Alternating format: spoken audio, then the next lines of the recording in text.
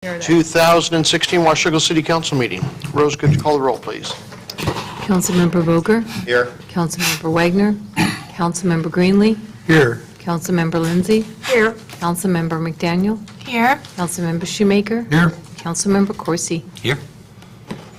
Thank you. We knew that Michelle would not be here this evening. Is she going to not call in for the 7 workshop? o'clock. Okay. We'll call her. Okay. Correspondence. Rose, do you have any correspondence? Public comments. Anybody that would like to address council? As I put you on the spot. Not a worry. New business, budget information for 2017. Jennifer, good evening. Good evening. We are going to go through several of the departments tonight. The first one being Human Resources. So it's the same format as we've done in the past where we'll talk about some of the highlights if there are any, or Jeanette, in this instance, will go over some of those highlights for you. Off of this screen here, maybe. Wrong way? There we go. Newfangled thing. Sure. So you can see in 16, her budget, approved budget was $155,000. The total request for 17 is currently at $180,000, and we have it broken out between salaries and benefits. You can see the comparison. We had over budgeted benefits in 2016, which is why it actually went down a little bit in 17. Being a solo department, you can see those things a little bit better when we do have that occur. Professional services has gone up a little bit. Operations and maintenance staying about the same, and then we do have a tuition reimbursement request that Jeanette will talk about right now. Okay. So I'll just touch on a couple of the items here. The professional service item there is simply a placeholder. As you know, we're in negotiations with police this year, and hopefully we're able to settle a contract. However, in the event that we can't, and we end up going down a similar path that we went to last time, down into binding interest arbitration, this is a placeholder for legal services in the event that we need to do that. So let's hope we don't. The other item to highlight is, as Jennifer mentioned, tuition reimbursement. We have received one request per our policy this year.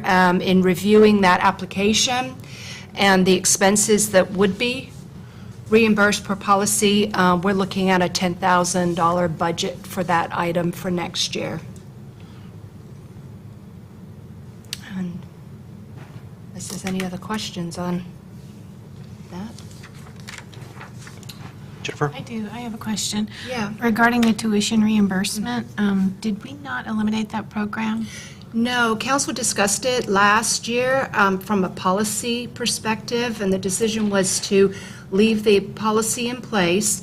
However, if applications came forward, council obviously has the position that they can take to not approve that request. So that was how the discussion went last time. Joyce? Do we know what the tuition is for? What kind of program or what kind of degree? What is it? Yes, it is a degree program. It's an MBA program. And per the policy, even though the algorithm, if you will, for the reimbursement benefit is based on the program level, we do go through very carefully and review the classes in terms of applicability to the individual's current position or potential future position within the city. Do they have to carry a certain grade level to qualify? Yes, at the master's level, you're looking at a B average or above. Will we know more about this at a later date? I can certainly provide more information as council wishes. Right. We aren't approving that tonight, so. Right, exactly, yes. Thank you. Can we also have an update on Camus's policy? You bet. I'll check back in, but the last time I checked, they did have a policy, but it's been on hold for a while, so they haven't been administering, if you will, under that policy. But I can certainly double-check with my colleague. Great, thank Yeah, you. yeah. Any other questions on that? Okay. Thank you, Jeanette. Great, thank you.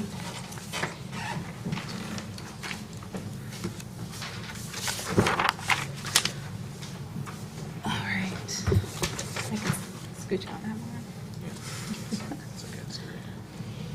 All right. So next on the agenda is community development, and since this was postponed from Monday, Mitch was already scheduled to be on vacation this week, and we had quite a bit of discussion about his program with Paul Lewis and everything that night as well, so this will just be an overview of what we went over Monday night. As expected, his budget did go, his request for 17 is increasing, part of which is with the salary and benefits, which I'll talk about in a minute. The professional services, the land use carryover is an estimate based on where we think we'll be as of the first of the year. And then operations and maintenance is roughly the same. For the professional services, the reason for the increase is we've moved, in the past, we've had his $50,000 general engineering reimburse, the money that we get reimbursed from the developers. Wallace bills us, and then we bill the developers.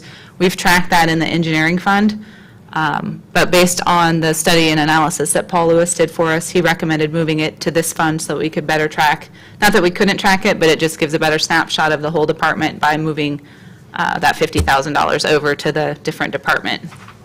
So you'll see that the engineering budget went down by $50,000, and then this one is going to go up by 50. And then the carryover of the land use study is also in that same line item. Also in the professional service line item is the planning assistance that Mitch and Paul Lewis discussed last Monday. We've allocated $50,000 for assistance with the land use reviews, and these are covered with the additional revenues coming in community development. So it's all part of that algorithm that Paul talked about. Along those lines, we do have a new FTE budgeted in for community development, covered by the increase in revenues for inspections is where we currently have that placeholder. And as we discussed last Monday, we're going to open that up this year for assistance, and then make the change for the FTE count as of the 17 budget. But we are planning on filling that currently in order to keep the current service levels the same. And we will put that into the 2016 budget adjustment that we're going to do on the 12th.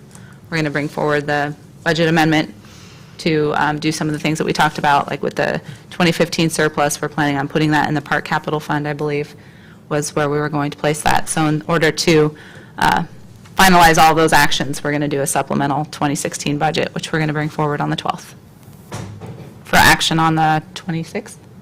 Yeah. Okay. Any questions on community development? Okay.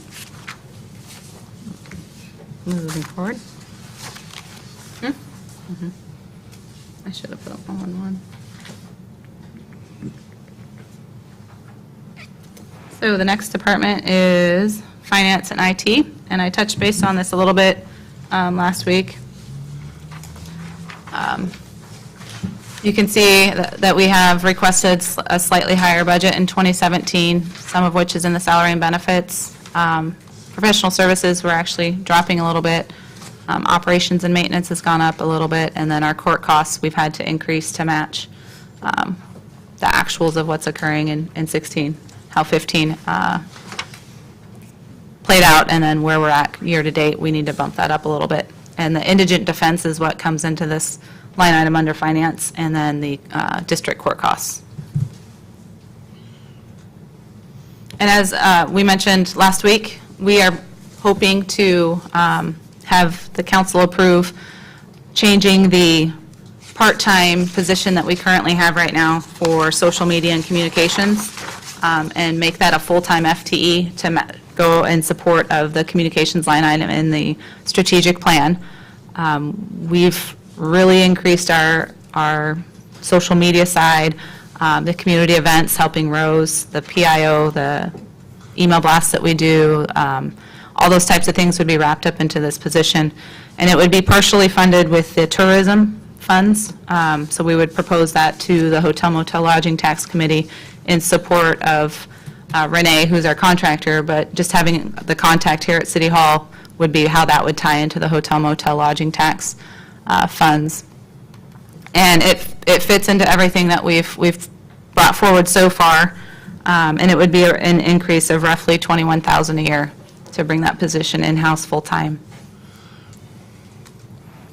Joyce? How much is our lodging, hotel, motel lodging tax? What is that running, are we getting a year of? It's been increasing every year, and I believe we ended last year at about 56,000. Okay. And then we'll probably hit over 60,000 this year.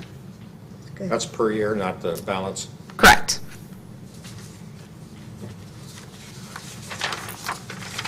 Other than that, everything else is pretty status quo. Other questions on finance and IT? Moving along. Okay. Cruising. I believe the council budget is next on the list. We're following the agenda.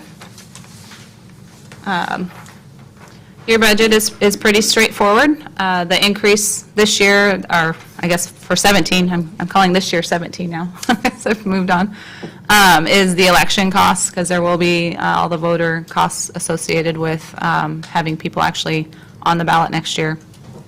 So we've increased those to cover those, and assuming we get billed in the right period, it'll all line up, but that's kind of been not happening in the past. But overall, your budget stayed roughly the same. We have a little bit of an increase in professional services for our codification services, and the advertising costs, but other than that. We also have within those line items, travel and training for the council. We've kept it at the same as we've done in the past at 7,000. But other than that, everything is moving right along. Questions on your budget?